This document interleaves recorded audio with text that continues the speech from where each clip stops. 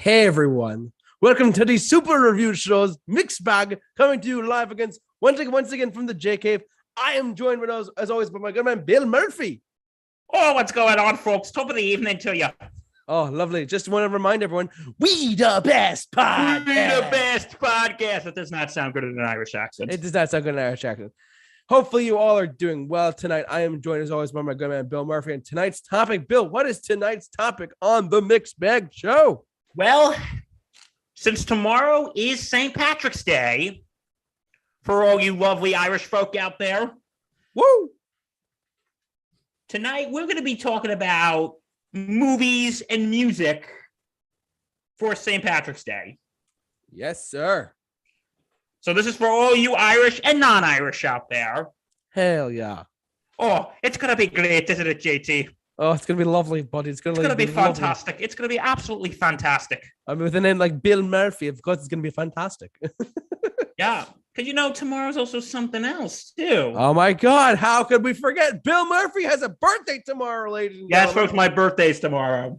Can I get a whoop, whoop, whoop? With a name like Bill Murphy, and my birthday's on St. Patrick's Day, so. Top of the evening to everyone. Of course, how y'all doing tonight? And Bill, I can't believe how old are you turning, buddy?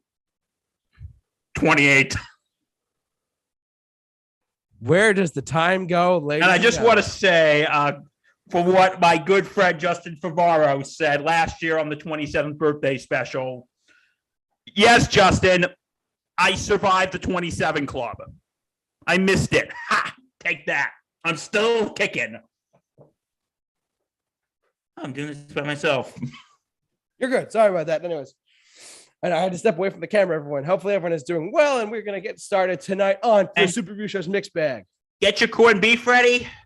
Grab yourself up a nice pint of Guinness. Gosh, if you don't drink, that's okay. Get yourself a nice Shamrock Shake. Shamrock Shake from Mickey D's. Can't beat it. If you drink, get a Guinness. If you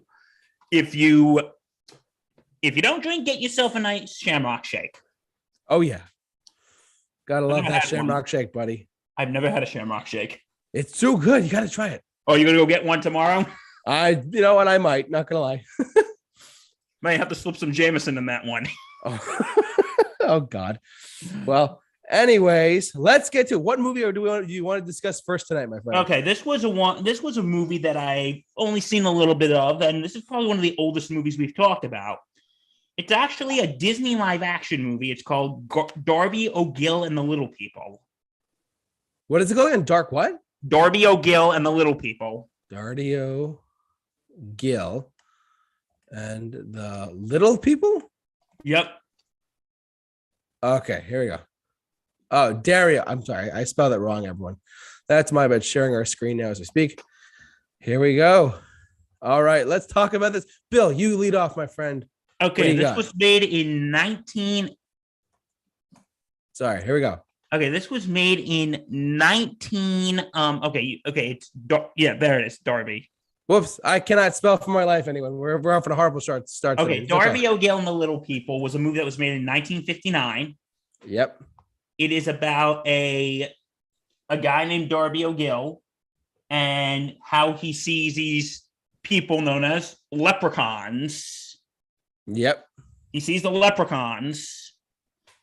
And nobody believes him. And then there's also a side plot where his daughter is being dated by, you know who that gentleman is right up there? Is that Sean Connery? That is Sean Connery. Get out. I got it right. This is when he was relatively an unknown at the time. Really? At the time? Yeah, this was made in 1959, so this was before he became Bond. Oh, wow. Wow. Pre-Bond, Sean Connery. Yeah, it's a cute movie. And that song that he sings, she's my dear, my darling, I worship the ground she walks upon, my darling Irish girl. That song will literally be stuck in your head, I swear to God. Sure it is.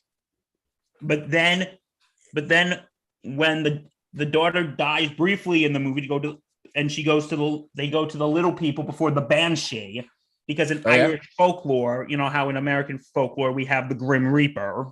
Yes. come claim your soul when you die. In Ireland, it's the banshee that comes. Okay.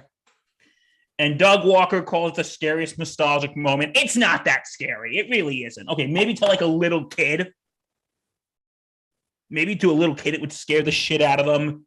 Maybe. But yeah, Darby O'Gill and the Little People. And the landscapes in Ireland, they look so beautiful in this film. I've been to Ireland. It is green as can be.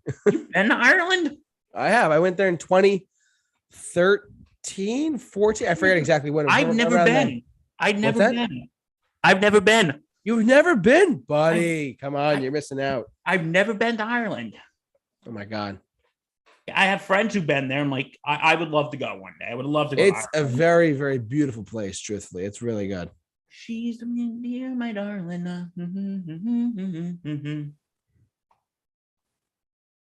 So, yeah, but anyway, and again, the banshee is not that scary. No. Yeah, so that's my thoughts on Darby O'Gill and the Little People. Sorry, that was very brief. I have not seen it, so I cannot comment on it, but okay. Okay, the next one is this was made in 1995. Yep. It's called Boondock Saints. Boondock Saints, got it. Talk to me, buddy. What do you got? Okay, this takes place in Boston, like another film we're going to be talking about soon. Oh boy, can't wait. This is about two Irish brothers who it's basically a vigilante movie when they go basically out and clean the streets of Boston of evil. And because they start going in this church and they listen to a priest talk about the story of this woman named Kitty Genovese, who says, and he goes, this poor soul cried out for help and nobody did anything. And this one line I think is tied up everything when he goes, now we must all fear evil men, but there's one thing that's worse than evil men. And you know what that is? What's that? The indifference of good men. And it's like that famous quote from Irish philosopher Edmund Burke. The greatest evil only permits when good men do nothing. But they just go out and because one of their favorite bars is owned by the Russian mob. Really? Yeah, the Russians are now involved. Oh, wonderful. And if anyone knows anything about the Russian mob, it's not pretty. Nope. And I love that bar standoff scene because the bartender is like one of their really good friends. He's from Ireland and he also has Tourette's too. Now, listen, I just want to say if anyone is watching who has Tourette's, I'm not making fun of you, but it's like you could go bring your sorry fucking ass home. And then he goes, and then the Russian's like, listen. And he goes, and then the Boondock Saints are like, listen, why don't we make you an offer? The Russian's like, I make the offer. And it is absolutely fantastic. It's such an intense movie. And they also meet their father, which probably has one of my favorite scenes in film, when they're in a courtroom and they crash it and they're holding guns going, do not kill, do not rape, do not steal. These are not just polite suggestions. These are codes that every man of every faith should follow. And if you don't like it, we'll send you to any god we want you to. And the thing that is so chilling, they say this prayer before they kill someone. It goes like this. And shepherds we shall be, for thee, my Lord, for thee. Power had descended from thy hand. May our feet swiftly carry out thy command. So we should flow a river thee, and tame as the soul as it shall ever be. In nomine Padre, et Filii, et Spiritus Sancti. Boom. Oh, wow. And yeah, it is basically vigilante. It's basically vigilante justice here, folks, at its finest. That's crazy, bud. It is vigilante justice, my friends. Vigilante justice. That's crazy. But hey, they do what they're gonna do. Hey, you got to do it. They got to do what they got to do. Exactly. It's unfortunate, but it's true. It is unfortunate. I have not seen this. Would you recommend it? Yes. Gotcha. It's kind of a cult classic. Really? Cult classic? Yeah. Okay. And next one. You know what's so funny about this next one? This is a movie about Irish folks, and the director of this movie is Italian. Oh, yeah? And that is Gangs of New York by Marty Scorsese. Of course. How can we forget it? How could we forget about Gangs of New York? Okay, I feel this is a very underrated movie. Really? Yeah, well, it was big when it first came out. Like, for instance, this was actually nominated for Best Picture. Which Oscars? 2002 to 2002. I think it because it came out in 2002, so I think it was for the 2003 pictures from when 2000. The 2002, the 2003 ceremonies for the 2002 movie year. Gotcha. Okay. You know who knows this stuff? Matt Hemsley. Matt Hemsley, and he might be here next week. One of our biggest friends. We love you. And he's also our Oscars expert. Yeah, we got to get him so on. He needs to. So he's got it. He might be here next week. Well, you never know, guys. To give his take on the Oscar preview. So yeah, Hemsley, do not disappoint us. Or we will find you. Oh yeah, and we will hurt you. Anyways, Gangs of New York. Anyway, Gangs of New York. This is actually about a chapter in American history that not a lot of people talk about, but it starts in the beginning when Irish immigrants, the leader, Priest Vallon, played by Liam Neeson, fights off against the nativist Bill the Butcher, played by Daniel Day-Lewis. Mm. Who, have you ever thought of this? He has 3 Oscars. He has an Oscar for each one of his names. Daniel Day. Wow, I didn't think of that. You're right. He has an Oscar for his first name, for his middle name, and for his last name. That's crazy if you think about it. Have you noticed that? I never noticed that until you pointed that out. What has this been? Random Facts with Bill. Random Facts with Bill. Oh yeah. Anyways. So so in the beginning of the film, Daniel Day-Lewis's character, Bill the Butcher, I'm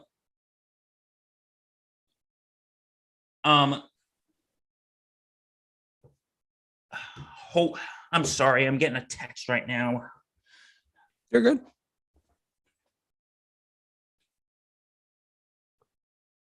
So, Gangs of New York, guys, I personally have not seen it, but that's okay.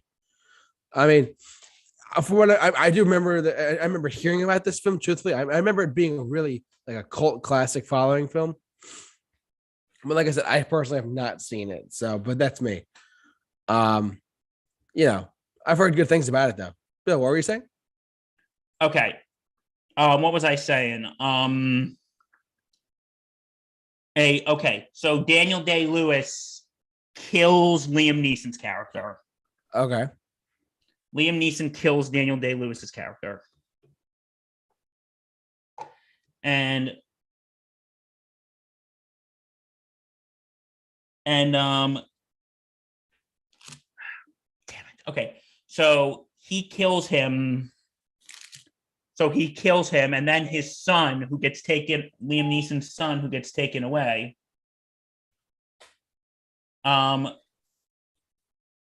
So his son gets taken away, and years later, this is now the start of the of the Civil War. This is now the start of the Civil War. Yeah.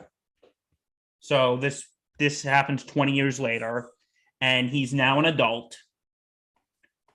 And he walks out, and he just sees how everything has changed, and has no, because this is a part of the time when a lot of immigrants were assimilating to American culture. Uh-huh.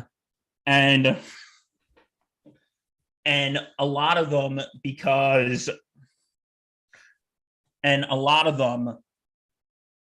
finds out that a lot of the people who used to fight with his father are now working for Daniel Day-Lewis's character. And also, this is around the time when the first draft is coming, when the first military draft is coming to in U.S. history. And you could get out of the draft, though, to pay $300. Now, I know what you're all thinking. Okay, $300, that's like nothing. But back then, that's like, a lot of money. Back then, that's a lot of money. I got to admit, the Leonardo DiCaprio's Irish accent's not all that great. God bless him, but no. But anyway, so he meets up with an old friend of his, and they're talking about how everything has changed, and now everyone has assimilated. Because around this time, a lot of Irish immigrants joined the Union Army because they were poor, they didn't have any money. Yeah. And when they got here, they're like, hey, 3 square meals a day, shelter, clothing, do it. And they talk about like all the political stuff that was going on, such as Boss Tweed, Tammany Hall, and which was a big political machine back then. Yeah. And he goes, and because Tammany Hall says, I get a big hot bowl of soup down for the Irish. And then Daniel Day-Lewis's character goes, if only I had the guns, Mr. Tweed, I'd blast them the minute they get off the boat.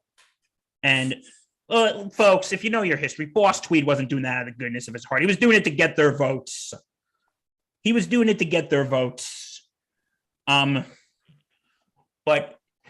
But then they talk about how everything is like bought off, how there's the city police and the metropolitan police. One of the things, okay, this scene's kind of screwed up, but it's kind of funny. A house is burning down, and the fire department's going, hey, it's the other fire department. Screw the house. Get them. And they're fighting in the street. And the person goes, oh, I'm sorry. We can't do anything. Well, can you save my house? No, we're busy. I'm like, okay, you're going to let this poor person's house burn down because you have to fight with the fire department. Your tax dollars at work, folks. Your tax dollars at work. So your tax dollars at work here, folks. God bless America. God bless. But anyway, so then it finds out that Leonardo DiCaprio's character starts getting buddy with Daniel Day-Lewis's character. And okay, I'm not going to give you like every single little thing in detail. This movie is like nearly 3 hours long. It's a long movie. And also there's a love interest who's played by Cameron Diaz. Okay. She actually does a pretty good Irish brogue. Okay. And there's this and you know what I've noticed? It's a small thing. Have you noticed? Everybody important in this movie is wearing a top hat. It's like, we're important. We have top hats. We're so important. We wear top hats. I didn't notice that until now, but you're right. Hey, JT, they're important. You know why? Why? They have top hats. Exactly. They have top hats. Top hats are a sign of importance. So guess what I have to wear next time on this podcast? A top hat. I have to wear a top hat. There you go. To show that I'm important. I have a top hat. I'm important. Okay. No, I do not own a top hat. I should. But anyway, so And then I'm not going to spoil the whole thing for you because, again, it's a long ass movie. No worries. At the end of the movie, he at the end of the movie, and I think this is actually a very whatchamacallit, a very appropriate, because at the end goes, they're not going to know we were even here. And then this movie was released about a year after 9/11, so I think it was because they kind of show like the World Trade Center building up to and all that. But Yeah. And then a song that is by a band that I'm sure we're going to be talking about tonight, U2. Yeah, we'll talk about them. The song "The Hands That Built America." Yep. And it is a really good movie. But in a way, I'm going to be honest, I feel like this movie has sort of been forgotten about. A little bit, yeah. I mean, I've heard of it, but like, it was big when it came out. Yeah. It was big when it came out, but it was big when it came out, but not too many people remember it. Not too many people remember it. Okay. And we actually have two other Scorsese movies we're actually talking about on this blessed St. Patrick's Day. Yeah, what do you got? The Departed. Oh, how could we forget that? And you know what song that movie made famous? Which one? Dun dun. Oh, dun, dun. We'll talk about that in a little bit, but yes. Yeah, it's the song about Matt Damon plays a FBI agent who is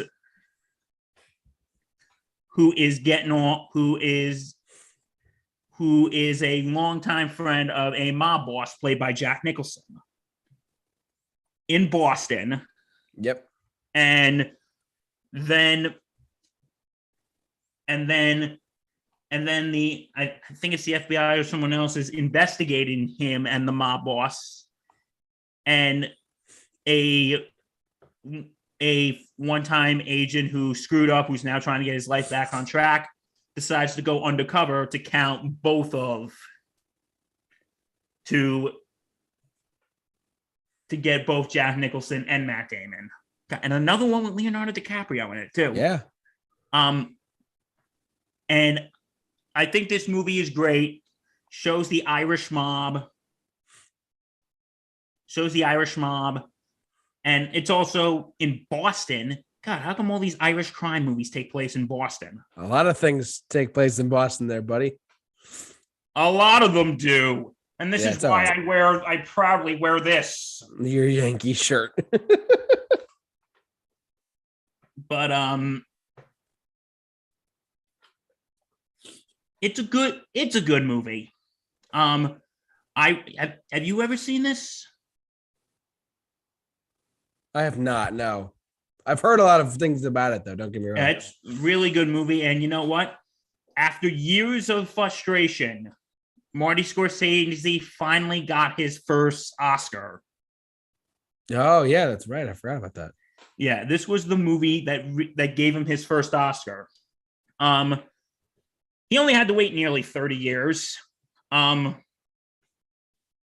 no, I really love this movie. I think, and the soundtrack is great, not just the song we're going to talk about soon. Oh, yeah, can't wait. We're going to talk about that soon, folks. Oh, yeah, can't wait, buddy. But you know what we're also talking about? What? But also they have this great version of Gimme Shelter. Oh, yeah. By not the Rolling Stones. I think it's some cover version. Yeah, I've heard that version. It's really good. And also a cover version of the song Comfortably Numb by Roger Waters and Van Morrison. Oh, interesting. Okay. Another guy who we're soon going to be talking about soon, Van Morrison. Yeah. Yep. So anyway, this is a really good movie. And I love the crime element of it. I love everything. And you know who I first watched this with? Who, Our Bill? dear friend Justin. What was that? Our dear friend say? Justin. Our dear friend Justin. Yes, sir. Justin, shout out. We love you, bud. Shout out. Yeah. And now for the last one, I can only think of a few. But you know what I can say about movies for St. Patrick's Day? There's more for St. Patrick's Day than there is for Thanksgiving.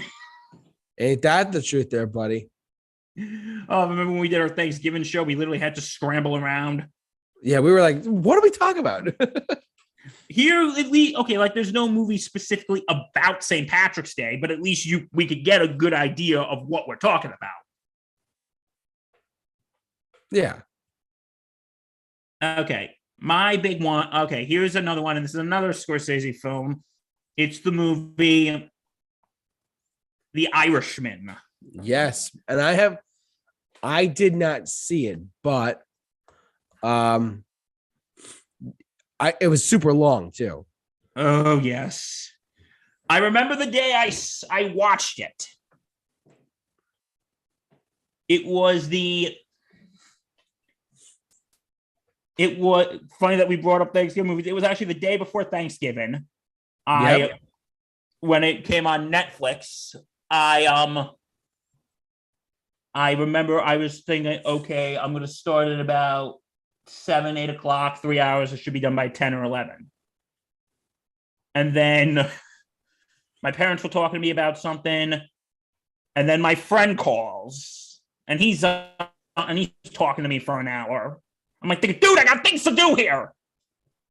And I'm ready to go downstairs to go watch The Irishman. And my parents go, can you go bring up the laundry basket? I'm like, fine. All I want to do is sit down and watch The Irishman. Right. And what happens?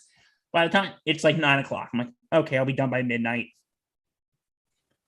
And, some people, including our dear friend Justin, have taken different approaches to this. Like he said, I watch it like you're watching a miniseries. Yeah.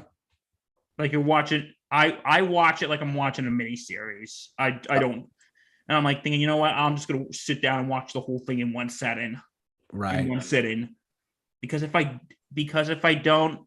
that whole miniseries thing, I'm gonna forget where I was, and boom,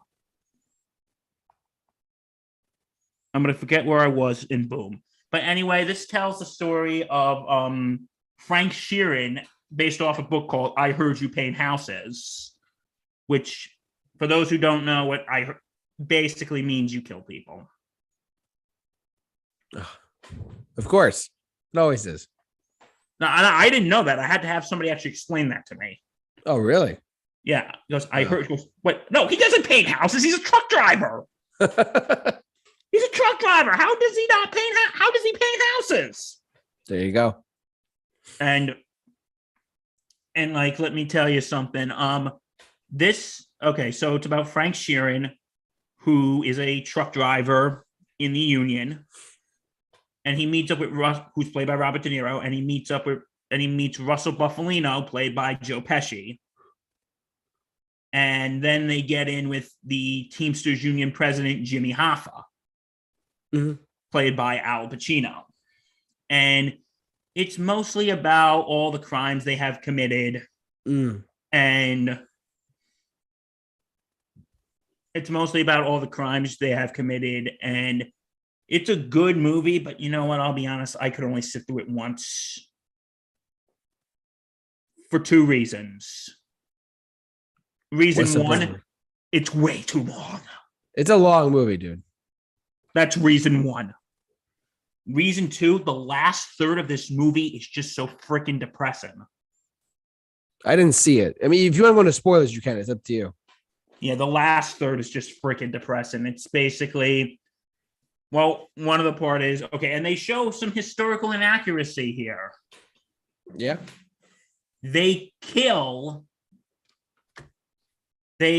That Frank Sheeran kills Jimmy Hoffa. Okay. And has him cremated. Oh. That didn't happen. Well, we don't know what happened to Jimmy Hoffa. Rumors are saying that he was buried under the old Giant, that his body was under the old Giant Stadium. Oh, really? Yeah, you never heard that? I never heard that. No, like every time when the Giants, he was like, oh, God, Jimmy Hoffa's rolling in his hole under the stadium right now. Poor Jimmy Hoffa, he's rolling in his hole under the stadium right now. But allegedly Jimmy Hoffa was buried under Giant Stadium, but they haven't shown that Frank killed him and then cremated his body. But the last third of the movie is just so depressing because it just shows that all of Frank's associates are dying. And all of Frank's associates are dying, and he ends up in a nursing home, and because that's the whole framing device. It's the whole framing device. He's in the nursing home telling the story to the camera, and you know what? It's kind of like sort of like an unreliable narrator. Because if you remember, we talked about historically inaccurate movies. When I talked about the movie Amadeus, I was saying at Frank Salieri for what's his face Salieri, and how he goes on about how he may have killed Mozart. But if you look historically, Salieri had dementia at the time and wasn't exactly all there. Oh boy. So you don't know, is he telling the truth? You kind of have the same thing for Frank Sheeran here, because this was near the end of his life. This was near, because in the last third, he's near the end of his life. So you don't know if this all happened, or maybe at this point he wasn't exactly all there. So he wasn't telling the whole story. Does that make sense? Yeah, it makes sense. So, and because another thing shows that his daughter, who was actually very close to Jimmy Hoffa, Jimmy Hoffa was basically like a second father to her. When she finds out that he killed him, she doesn't talk to him anymore. Like there's a scene when he's at the bank, that she works. She sees that he's online. She just goes away. And because when he got out of prison, a few months after he got out of prison, his wife died, and so basically near the end he's all alone. And there is a scene, it's the very last scene of the movie. He's with a priest, they're praying together, and he's giving him confession, and he goes, "Okay, Frank, you have a good one. I'll come by after Christmas." And he goes, "Wait, Father, Christmas is almost here?" He goes, "Yeah, it's going to be in a few days." Like, oh, because, all of his associates are dead. His family's not talking to him. And he's like, "Father, can you just leave the door open?" Sure. And you hear the song In the Still of the Night playing, in the still of the night. It's a great song too. And you see them just zooming out the camera, and the door closes, and that's the end of the film. Oh wow, that's it? Yeah. I haven't seen it yet, so that's why I was wondering. Yeah. It is a long movie too, It is a long movie, but that is one of two reasons I can't watch it, because it's too long, and I think it's just really depressing. The last third, I literally cannot sit through. I think it's too depressing. And I know Matt Hemsley loves this movie, but yeah, he does. I think it's like, I tried watching it again, but I'm like, I can't. Yeah. So The Irishman, starring Robert De Niro, Joe Pesci, and Al Pacino. Wow, for a celebration of Irish heritage, we're talking about movies that were made by Italians. That's true. But yeah, that's those are my. I can't really think of any others that I haven't seen a lot of others. So Yeah, I think that's it on that one. All right. I couldn't really think of any other like films. I mean, Hey, but at least this is easier than Thanksgiving. This was a lot easier than Thanksgiving, though. I will say that. Is... You know what, Bill? There's one thing I want to touch on personally. Okay, let's hear it. It is St. Patrick's Day related. You might kill me. You might actually laugh at this. I'm not sure, but let's see. Veggie Tales. We're going back to like little kid. I mean, this is the last thing that I could possibly draw from my mind. But like St. Patrick's Day, they had a special like way back when talking about St. Patrick's Day. I don't know how I just thought of this, but it was like I could shed some light on this. This episode of this show, by the way, this is actually a pretty good show too. Veggie Tales was a good show, but like this story, they tell the story of St. Patrick, and it's really a really funny way. It's kind of cute, whatever, but like it's honestly, it's a really like fun way of like explaining how St. Patrick's Day came about, in a kid's form. But it was really, really well done. And I mean, I don't even know when it came out, like this episode, but that's the last thing I could think of regarding like St. Patrick's Day anything. So, but yeah, I mean, if for any kids out there looking for interesting stuff on St. Patrick's Day, simply go to YouTube and look up who was St. Patrick's Veggie Tales, and it'll come up. There you go. And you know what? Bill, speaking of St. Patrick, I kind of feel bad for him. You know why? Why? Because on his feast day, this is a man who was kidnapped by pirates and sold into slavery. Yep. And you know how people celebrate his feast day? Tell me, Bill. They get totally hammered. Exactly. St. Patrick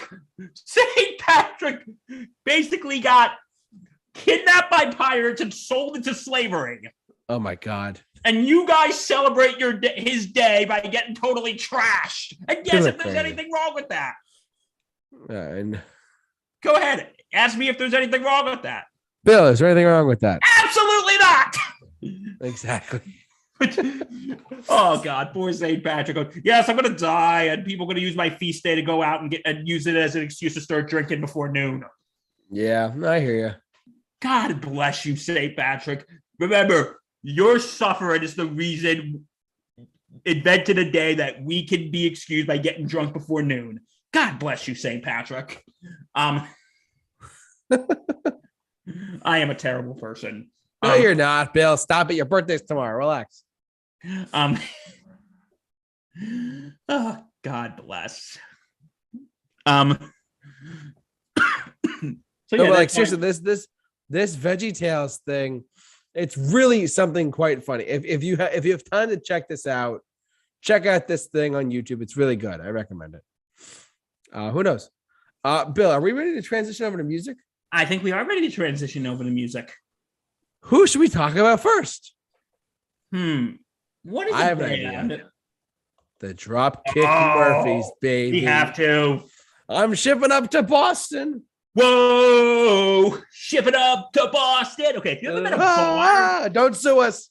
If you ever been in a bar on St. Patrick's Day with a bunch of drunk college kids, that song is going to be heard.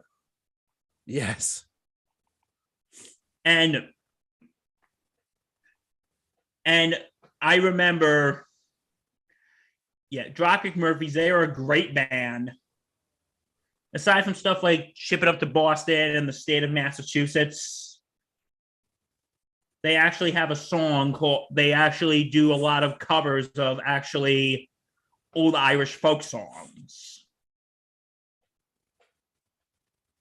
I didn't know that. Like the song Field of Athenry, and my favorite cover, Johnny, I Hardly Knew Ya. Poor Johnny. One of my favorite is Rose Tattoo. I love that one. On a rose tattoo. That's a good one. Poor Johnny. JT, I hardly knew him. Did you know Johnny, JT? Do I know Johnny? What are you talking about? I'm Johnny, we hardly knew you. We hardly knew you, Johnny. May he rest. I don't know. Is Johnny even still alive? I don't know. Maybe. God bless you, Johnny. But anyway, the song, no, I really love it. It's just a really good thing to really get you all crazy on St. Patrick's Day. Yes. Yeah. What are your thoughts on Dropkick Murphys? And no, I am not in this band. I promise. I should sue them for using my last name, but I think me and every single Murphy would be entitled to compensation. Well, one of the greatest joys and happiness that Dropkick Murphys brought to my life was their performance at Fenway Park. Really? In the middle of COVID, they performed at Fenway Park. Did you hear about this? No, I didn't. So they performed at Fenway Park, and they performed probably 30 songs and live streaming online to raise money to fight COVID in 2020. Mm-hmm. I know Bruce Springsteen is involved, isn't he? Well, of course he is, Bill. How could he not be? Because if you start with the greatest joy they've given to my life, I know it's either Billy Joel or Bruce Springsteen related. Well, that is true. I will give you that. That is fairly accurate. So Bruce more than Billy, to be honest. I love both, but let's be real. No, every time the greatest joy he's brought in my life, Bruce Springsteen has something to do with it, doesn't it? He actually guest appeared in the thing too. Yeah. So what happened, my friend? He guest appeared. He sung one of his songs, "American Land." They covered it, but he was performing on the giant screen of it. For those of you who are listening, you won't be able to see it, but there's a picture of it right here. So. And remember, folks, when he says the greatest moment of my life, shut up, Bill. Bruce Springsteen is 99.9% going to be involved. Yes, gotta love some Bruce. So that was the greatest joy they brought to your life? One of them. Yeah. I only have one thing against them. What? A certain baseball team they root for. What's that? A certain baseball team they root for. That's my problem. Oh, fuck the Red Sox. We know that. No, I'll tell you this. They actually recorded an old Red Sox fight song called Tessie. Oh, my God. Really? And I'll be honest, it's actually, they released it before the 2004 season. And in that game 4 of the 2004 ALCS. Yeah. And Yankees were up 3-0. They were getting hate mail. They said, don't ever do anything with the Red Sox involved again. You jinxed us. And then we all know what happens after that. The Red Sox ended up doing the greatest comeback in sports history. God damn it. I still have nightmares about that. I know, me too. But anyway, I will be honest, it's not a terrible song. No, I mean, I love Dropkick Murphys. I think they're great. Tessie, you are the you. But they're great. But anyway, so yeah, Dropkick Murphys, and like I said, we all love Ship It Up to Boston. Oh yeah. How could you not love that song? It's such a great song. And there's also a good song. It's sort of it's a party song. It's about someone dying. It's called "I'm Going Out in Style." Oh yeah. It's like what the chorus is: "Bury me with the enemy on Mount Calvary. Something's up me off with whiskey. Bring me all to Fenway. Spreading my ashes all about. Because I don't really give a shit. I'm going out in style." Woo! That sounds like a hell of a way to go, doesn't it? That is quite the way to go. That is quite a way to go. Just don't spread my ashes at Fenway. Spread my ashes at Yankee Stadium. But anyway. No, I'll spread them all over the Bronx. Forget Fenway Park there, buddy. Yeah. God bless you, Dropkick Murphys. But, oh, God. I'm sorry. But, oh, my God. But they just seem like fun guys, though, too. Funny thing. One of our longtime supporters of the Super Review Show, shout out to Mr. Asm of Earth, if in the chat board, a good friend of mine who comes in from time to time. He has seen Dropkick Murphys live. Really? And how is it, I wonder how, did he say if they were any good? He said they had a mosh pit and he was flipping, his mind was flipping. He's like, oh my God, this is incredible. So I wanted to see them a few years ago. yeah. But, my dad was actually going to go, but the tickets were sold out. Oh, yeah. I heard they're great. I haven't not seen them myself, but I've heard I have not seen them either. Damn. You should probably get on stage with them because after all, you're Bill Murphy. I am Bill Murphy. Bill Murphy. Me and every single person named Murphy is entitled to compensation because they're using our name. Hell yeah. But I think it would come down to like a penny. What's that? Compensation would come down to like a penny. Oh, probably. If that, yeah. Any other comments for Dropkick Murphys, my guy? That is it. So what you got Other next? than them being an incredible, awesome Irish band. Yeah, no, they are an incredible Irish band. Yes, out of Boston. So Boston. Sorry. Okay. What's next on our list? I have another Irish band that is not necessarily Irish, but like I have a band that sings Irish barn music too. I'm not familiar with them very much, but again, my good friend Asimov, Andrew, shout out, you're awesome.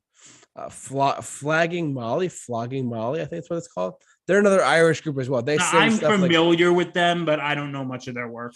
Yeah, I don't know much about them either, but I do know that they are very, very, they're Irish punk and they sound like Dropkick Murphys. So if you like Dropkick Murphys, you'll like Flogging Molly. They are. I know people like them. I just don't know much of their music. Yeah, I'm not super familiar with them either, but they are great. I mean, the things I've heard, I've liked them quite a bit. So, but they're fantastic. So, I mean, like it's funny. A lot of Irish bands come from Boston for some reason. Well, Boston has a big Irish community up there. That's true. I mean, I forget that. I forget how much of an Irish community is up there. My brother was up in Boston for St. Patrick's Day weekend a couple years ago. Oh, really? And he says it's absolutely insane. Oh, I'm sure it is, bud. I'm sure it is. He says it's absolutely insane. The Irish probably flip out up there. It's like, I'm going up to Boston. So, God bless the city of Boston. What's that? God bless the great city of Boston. Yes, God bless you guys. You guys are great. Except for a few other things, but that's okay. Yes, the Red Sox suck. But anyways. All right, what's next on it, my good man? That's all I really got for the Irish bar music. You want to talk about? There's a couple songs I want to talk about personally.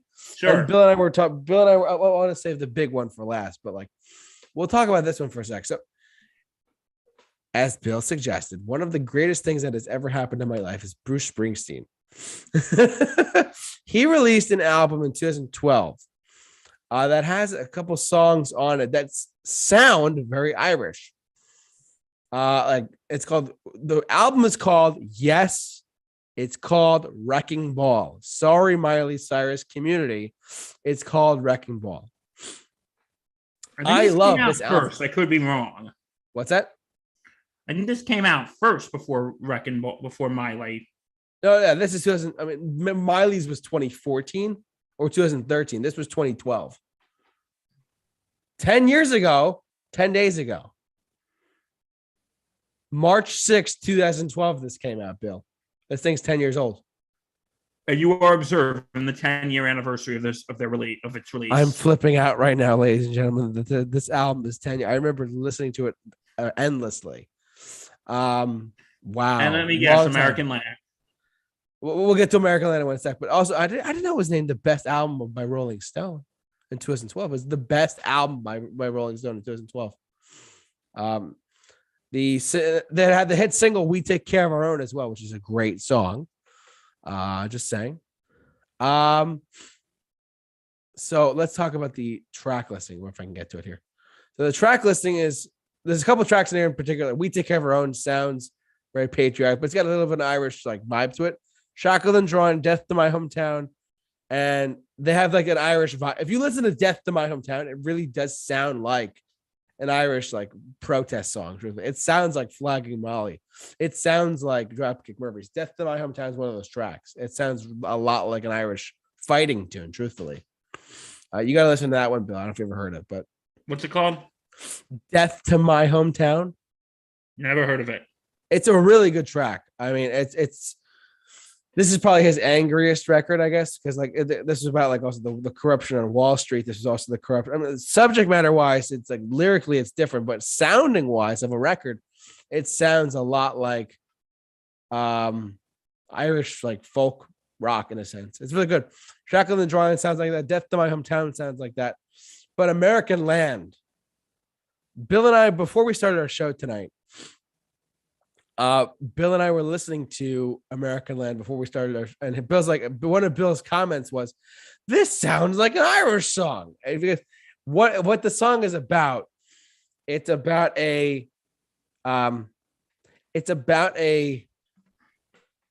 immigrants coming over to the US and making a home here.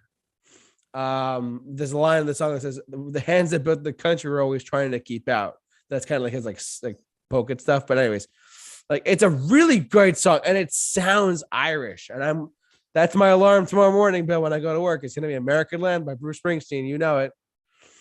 So I can't wait. It's gonna be my alarm tomorrow. What? Doon doon. Dun dun.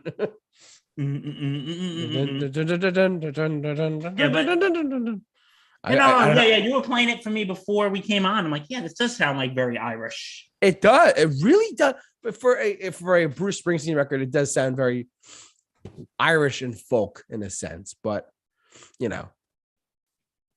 I love "We Take Care of Our Own." Truthfully, "Wrecking Ball" is about like the closing of Giant Stadium. It's a really good record overall. But I don't know. It's a really, really strong record. But American Land is a bop. It's really great. I love it. But yeah, that's really all I have to say about that. Anything else, my friend? Before we obviously get to like the big band. Is there anything else you want to talk about? There is actually we gotta talk about Van Morrison. Yeah. You can go into this one. Van Morrison, okay, he's from the northern part of Ireland, but we'll forgive him for that.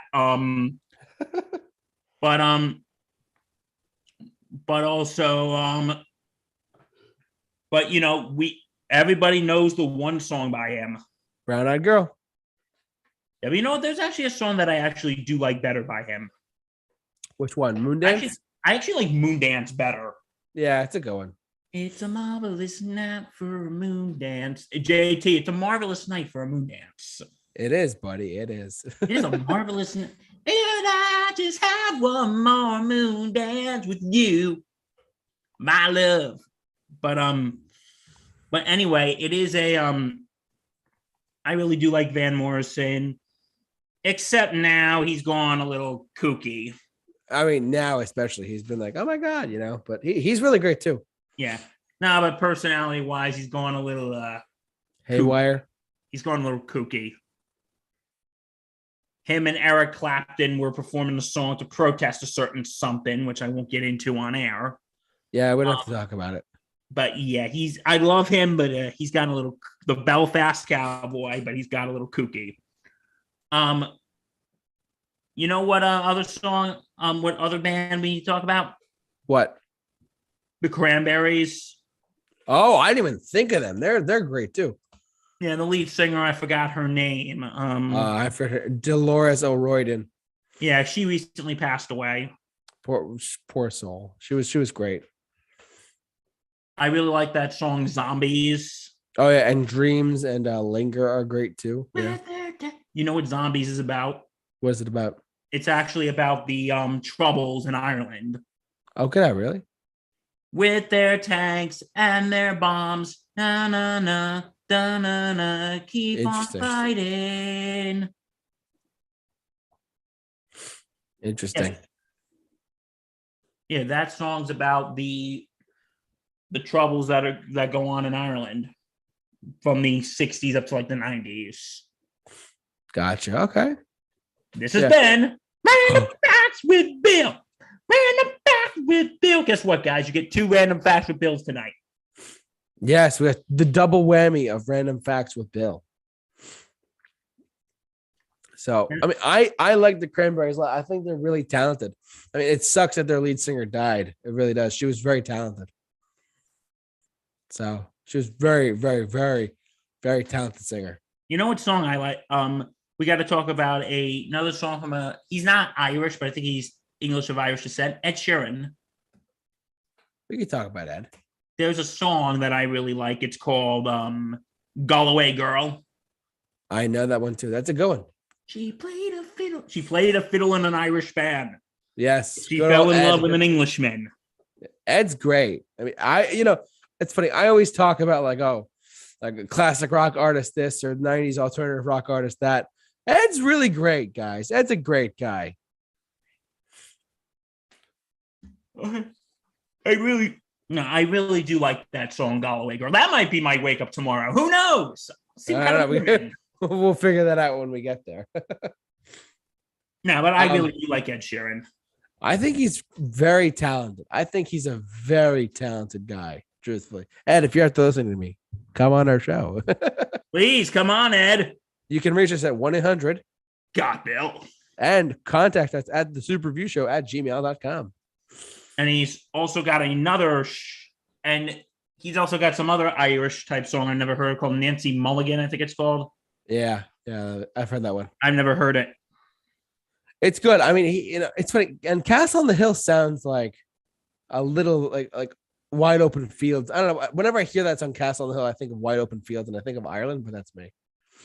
I don't really think of that, but hey, that's what's so great about music. It's subjective. Yes, it all is. He is, and Ed's a very talented guy. I mean, he has been around now for 4 albums so far, and he's done incredible work. Yeah, but when I think of St. Patrick's Day, I really like that song Galway Girl. Yeah, he's great. I think he kind of does look Irish, doesn't he? He does. I mean, look at him. For those of you who don't know what he looks like, just Google Ed Sheeran and see what comes up. Okay, what's another band we could talk about before we get to the big one? Well, I was gonna plug something before we get to the big one, if that's okay. All right, plug something before we get. It's a good segue into our final artist we're going to talk about tonight. I want to touch on something that we're going to talk about U2 in a second, but hear me out, everyone. U2X Radio and Sirius XM, and I know that some people are like, well, you always talk about this or that. I don't really talk about XM that often. Sirius XM is a fantastic service. Their consumer reception part, like when you have to call them up and like schedule like something else to fix something, they suck at that, but it's a really good service overall. U2X Radio, if you're looking now, I bring this up right now because of I obviously they're Irish, but I want to bring this up specifically because on this channel, there's a show called the Phil Taggarty Show, where this guy in Northern Dublin, Bill, broadcast live brand new Irish music, like Irish rock, punk, whatever, on U2X Radio across North America so they can expose those artists.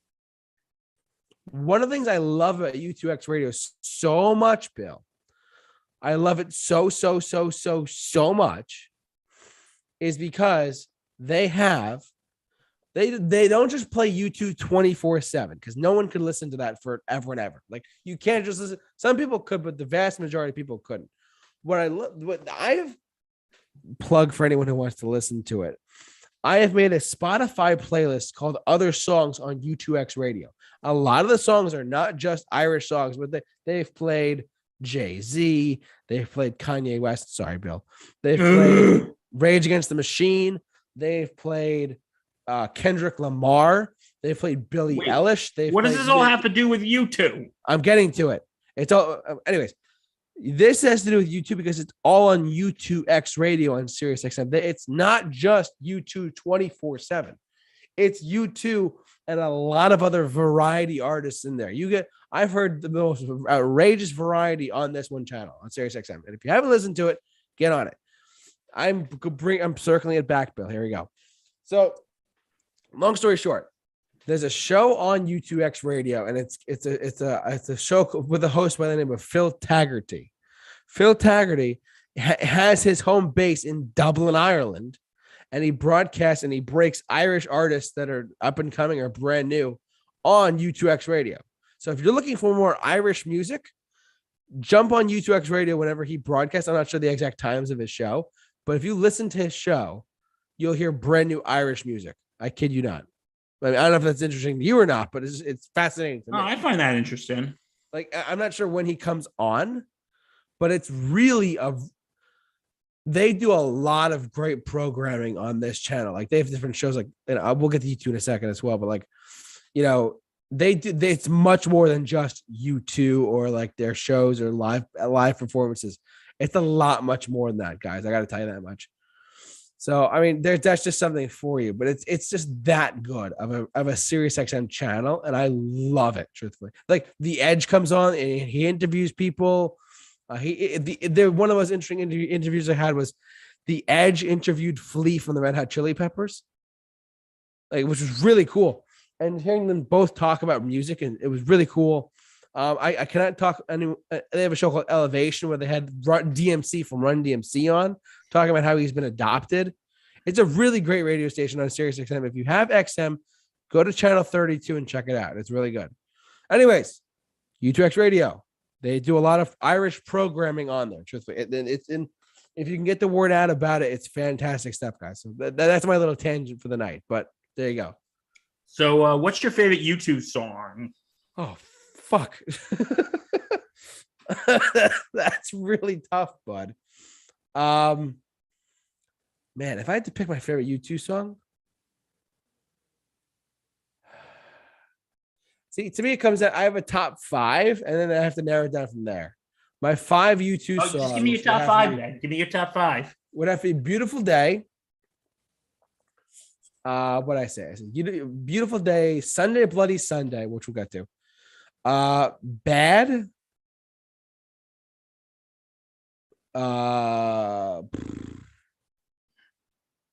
Man, I'm gonna say Bad. I'm gonna echo. Who's gonna know? Mysterious Ways is a great song, and I'm also gonna echo. Where the Streets Have No Name is probably my favorite. That might be one of my favorite songs. I really do like that song. I really do. It's in my top 5 of all time. You gave me your top 5. Guess what I'm going to do? Oh boy, Bill, what do you got? Okay, in no particular order. Actually, this might be in a slight particular order. I do like Sunday, Bloody Sunday, which is about Bloody Sunday in Ireland. Literally, Bloody Sunday. Sunday, Bloody Sunday. It's a protest song in a sense, if you think about it. Yeah, and Paramore's version of that song sucks. Yeah, sorry, Paramore. I'm sure you're lovely folks, but oh yeah, but no. Another one is One. One is very good. It's a twisted song. Yeah, it's like a breakup song. It is. Everyone's like, "Oh, it's a great love song." No, it's a breakup song, guys. We're one, but we're not the same. I asked you to enter, and then you made me crawl, but I keep holding on. Like, bruh, that's so depressing and so sad. Actually, no, I would put One at number 3. Number 4, I would probably put Vertigo. I actually do like Hello, Hello. I love Vertigo too. It's up there for me as well. Like I said, 3 is One. Number 2, I think this is actually a very underrated song. Walk On. That's a great one. Oh my God. I love Walk On. I think that song is very under the radar. It is. It's very under the radar. I second that. Walk on. Walk on. Yeah, totally. Good one. Stay safe tonight. Yeah, it's a good one, man. And my number 1, and you just said it, and I know, and because this is like the U2 I grew up with. Yeah. Because I was born in 94. Yep. And this was the one I grew up with, and this was Beautiful Day. Oh, so good. Because, you know, that was a lot of people grew up with the U2 of Sunday, Bloody Sunday or One. Yep. That was the type of U2 I grew up on. Beautiful Day, Walk On. Yeah, Elevation off that album. Elevation, that's the U2 I grew up on. Yep. And you know, it also had, because I really do love that song. My and my and my and it has a bit of a sentimental reason, and I already liked it before this, but my good friend Steve, if you are watching, shout out, buddy. Oh yeah. Yeah, he's going to be at that Foo Fighters show with me, Steve. Yes, Bill and I are seeing the Foo Fighters. You're going to meet him. I'm excited to meet your friend, Bill. We're seeing the Foo Fighters in July. We can't wait. Yeah. When Steve and his lovely wife, Abby, if you're watching, shout out to you as well. Heck yeah. When they got married, they actually, at the end of their ceremony, goes, I now present to you Steve and Abby as husband and wife. They actually walked out to Beautiful Day. Really? They actually walked out to that song. Beautiful Day. That's an interesting pick, though. Think about it, too. Why do you say that's an interesting pick? Well, I was expecting you said I expected you to say All I Want Is You, but that's another U2 song. But no, it's like I remember the moment specifically. I now present you for the first time, husband and wife, Steve and Am, and they're walking out and it's a beautiful day. Actually, I could see that now. That makes sense. Don't let it slip away. Woo! I can actually, I can see that because they got married. So it's a beautiful day. It's a beautiful day. Yeah. It's a beautiful day. And like, yeah, but U2, but I didn't even know YouTube was around in the 70s and 80s till I was like, 14. I thought, because again, when I growing up on more like their 2000s, 90s stuff. Yeah. You're not aware that they were around longer. They formed in 1976. You forget that. I started falling in love with their other stuff in 7th grade when I first heard the song One. Oh, yeah. Yeah, you're right. That does sound like a breakup song. It is. It is a breakup song. And you say that song is actually played at weddings, but it's like Bono has gone on record and actually said that some people he has known people who have used that as their wedding song. And he's like, "Are you mad? That song's not about falling in love. It's about breaking up. Are you crazy?" Did I ask too much? More than a lot. You give me nothing, and now it's all I got. Because you know what? It's like, because it's like another song. And this is completely off topic, but you know what's another song that people think it's a wedding, that they play this at weddings, but it's so not a wedding song. Which one? Someone Like You by Adele. Oh my God, you're right. Stay With Me by Sam Smith. Like, guys, I get it. We're not on topic here, but guys, never mind. I'll find someone like you. I wish nothing but the best for you. Exactly. Does that sound like they're in love? No, it's like a terrible breakup song. Stay with me because I'm on my knees. You know what? One day, what should be a topic for us? Just misinterpreted songs. That's a good idea. We should do that one day. But we have to exclude one, and I'll tell you off air. Okay, it's fine. But no worries. But U2, I do like Bono. I think he's very talented. But what do you think, though, JT? A lot of people think he's a pompous ass. I've heard that as well. I mean, like, I'm a big fan of them. I mean, to be honest, Bono I think has his own insecurities and he just vents them sometimes. And he does good things though. He raised money for people in Africa. He is that's one of the things about them too, that they're activists. They try their best to change the world in the best they can. So, in whatever way they can. I mean, they're activists as well. Aside from their music, they have their fan, like they created the One campaign, which now like helps at AIDS. Now they can actually treat AIDS because they help fund it. Basically, it was crazy. So they're just trying to do good in the world, And God bless them for doing that. Yeah. But Robin Williams used to have this joke about it. Was every time I clap my hands, a child in Africa dies. And then Robin Williams goes, "Well, stop clapping your hands." Exactly. Should Bono stop clapping his hands? That's up to him. I think he's fine though. Yeah. Bono. Yeah, Bono. Love them. I think they're great. I think they're very talented, truthfully. And for a band that started out literally from high school that took on the world, I mean, come on. And they did, and Bono and the Edge did Broadway once. Yeah, they did Spider-Man Turn Off the Dark. How could you forget? Oh, that show was a disaster. I saw it on Broadway. And? I liked it, but it was like, whatever. Justin saw it. Oh my God. And there was like an hour and a half delay. That's terrible. It was a show doomed from the start. So, and like people and like was like extra Broadway show delayed for 1 hour. It was like they improvised. And do you know that but with that show, it's actually kind of funny, again off topic, well, it's not funny, it's kind of screwed up. The guy who was in charge, I think he was at the Edge's apartment for him to sign the contract. Yeah. And I think the story goes, the guy who was going to produce it didn't have a pen. And the Edge went up to go get a pen. And then you know what happened to the producer? He had a heart attack and died. Oh, good God. So, yeah, that show was doomed from the start. Yeah, that one did not do well. So, not that I'm making light of this poor man's death, but no, of course not. But but it's kind of this show was doomed from the start. Yeah, unfortunately. If I'm Bono, I'm like, okay, is this an omen? Is this a bad omen? If someone's died at the sign-in? Yeah, literally.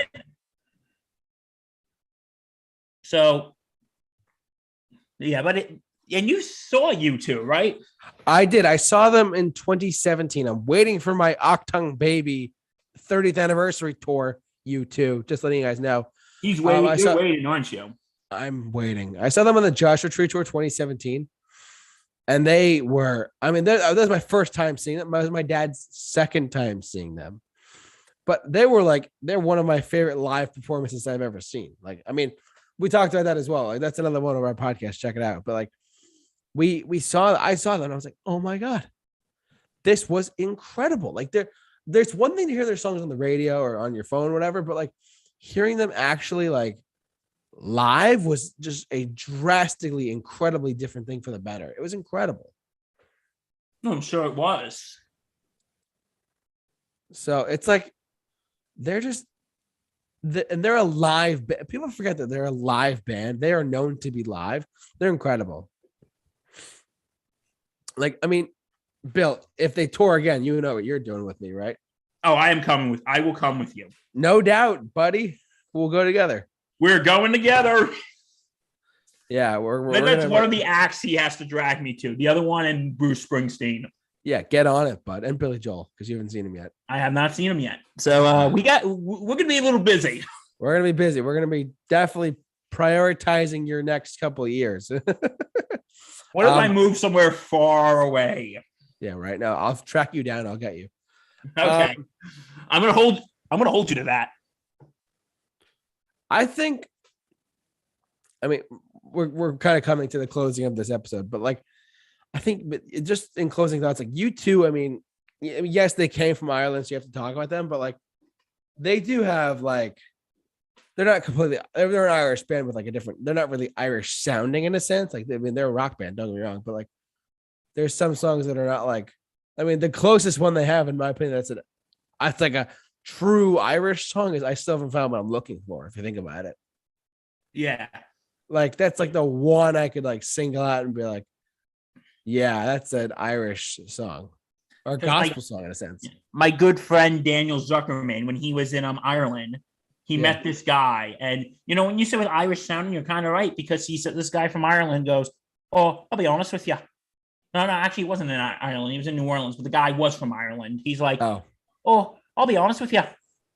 If it wasn't for America, nobody would have heard of U2. It's true. Yeah, they are from Ireland, but they are more Americanized. Yeah, I remember, we could talk about them all day, but like, one of the things I remember hearing them talk about at one point was how they said, since we're from Ireland, our first goal was let's target the UK and tour over there. But then let's talk in America and break big. And they broke huge. They are still, I go on record, I've said this before, they are still to this day one of the remaining biggest bands on the planet. They will tour. They just played in India for the first time ever in 2019. I agree. They Sold are one out. of the biggest bands on the planet. They're one of the biggest bands on the planet. I've gone on record before and I've talked about them. Like they regardless of what you think of them, they're still an incredibly huge live act. So if you haven't seen them, get on it. This is my point of reference, but that's me. No, I agree. Any other thoughts, Bud, before we wrap it up for tonight? Or are you good? I think I'm good. Well, in that case, ladies and gentlemen, thank you so much for watching and listening. However you enjoyed us tonight, sound off and wherever you are. And thank you, of course, to I'm sick. Sorry, guys. To Bill Murphy as well for a happy birthday tomorrow, Bud. Thank you very much, my friend. Thank you very much. 28 never looks so good. 28 and feeling great. And again, Justin, I missed the 27 club. There you go. Last year, he was like, happy birthday, Bill. Don't die this year. Don't join the 27 club. No. Who would I do my show with? Let's put it that way. Yeah, 28, feeling great, and I missed the 27 club. Whoop whoop. Anyways, thank you so much for watching, listening. However you enjoyed us tonight. Bill. Yes. Baseball's back. Is the Sports Sanity podcast promoting anything by chance? Yes. Don't forget to check out the Sports Insanity Network and the Sports Insanity podcast. We got baseball's back. March Madness is here. We got a lot of stuff going on. We're going to be doing a lot of live streaming the March Madness game. So check that out. Yes. Please check it out. And, because remember, we're awesome. And we go crazy, so you don't have to. And they go insane. But anyways, thank you so much for watching, listening. And remember, Sports Sanity Podcast, I cannot emphasize, these guys do an incredible job over there. They do a great job. I've watched their show without them knowing about it, but they've done an incredible job. Yeah, well, we know now. There you go. We know They're now, incredible. my friend. Follow them on Spotify, however you want to stream them, enjoy them, whatever you got to do. Thank you so much for watching, listening, however you enjoy us tonight. But until next time, we'll see you guys next week. Bye-bye. Stay